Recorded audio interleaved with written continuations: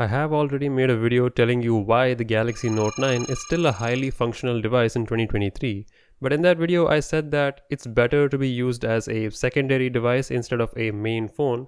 Well, actually, I think I forgot to take a few things in consideration, so this is like a part 2 of that video. You see, firstly, I completely ignored an entire demographic of smartphone users who can use this phone as their primary device in 2023. Mid-range and entry-level phone users who have always used like around $150-ish phones, and they have been perfectly happy with it. And that's for good reason. Budget phones nowadays are highly functional. They can do everything you need from a basic communication standpoint. And most of the good budget phones that I've seen, from reputed brands, they don't really have any high-end features yet. Like, they are still stuck on those capacitive fingerprint sensors, which are like a thing of the past these days. So to them, imagine if you give a phone like the Note 9, which has a beautiful 1440p dual curved AMOLED display, stereo speakers with Dolby audio tuning, rear cameras that can record 4K 60 frame per second video, a real iris scanner, which by the way is more secure than a fingerprint sensor. In case you didn't know, your retinas are more unique. And this phone has a waterproof stylus which has Bluetooth, which can wirelessly charge itself, and has 4000 levels of pressure detection. I mean, these people would feel like you're describing some alien tech. Even though it's a 3 or a 4-year-old phone at this point, it's still an overkill level of hardware for these people, because imagine, this thing is $1,000+ worth of hardware which is available only because it's getting old. So mid-range phone users or budget phone users, I don't think they are worried about getting the latest software update anyways. Like, that was my concern, that Note 9 will no longer receive a software update anymore. And there's the second criteria that I kind of forgot,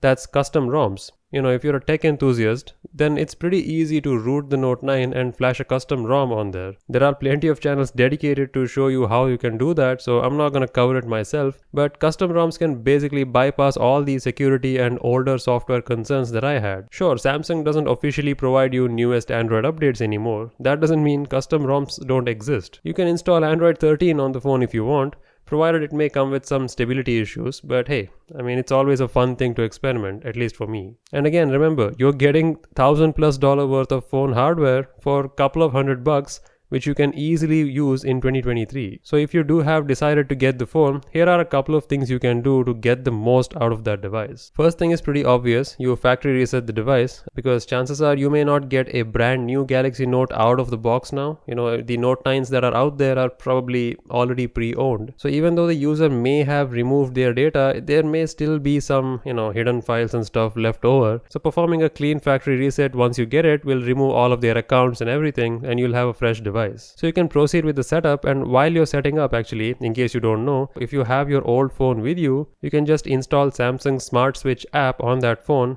and either wired or wirelessly, you can transfer all of your accounts, your apps, your pictures, data, everything onto your new Galaxy Note 9. It's so seamless that you don't even have to log into your accounts. They are all copied over as they are. Now, once you have set up your device, I recommend you start using it and test out the battery, because since this is a pretty old phone, chances are the lithium-ion battery has degraded significantly, and you can ask the previous owner if they have replaced the battery before.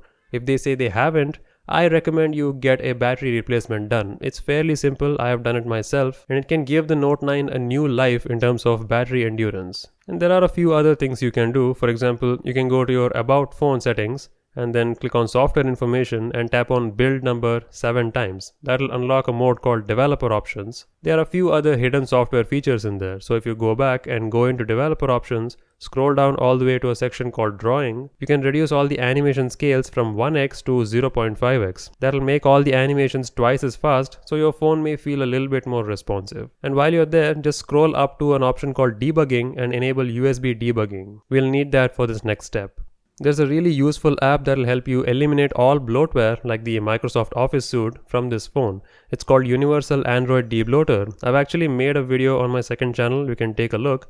But it's pretty simple really. You just connect this phone to your PC, install Universal Android Debloater, launch it, and you can within a click uninstall any of those built-in apps that you otherwise just disable. The problem is if you just disable those apps, they'll stay in your system memory or in your storage. If you're not using it, might as well uninstall them, right? Things like Microsoft PowerPoint, I feel like you will be okay if you get rid of those. Once you have cleaned these up, you should have a pretty clean experience. But again, if you want to go the extra mile and get rid of One UI altogether, you can flash a custom ROM. I personally love One UI because I feel like the S Pen may not work very well with custom ROMs. That's the only hesitation I have, so be advised. But still, you can get tons more features in these custom software, so feel free to explore. The Note 9 is a very popular device, and the advantage with popular devices is that they have a lot of community support, so you can use that. So you can hit the forums like XDA developers and you can take advantage of that. And that's about it. If you do these things and if you belong to these user groups, then you can absolutely use the Note 9 as your primary device. In fact, I passed on mine to one of my family members and they are using it as their primary device. It's working absolutely fine. You'll be surprised how long these flagship devices last in the future, as long as you maintain them in a very basic way like this,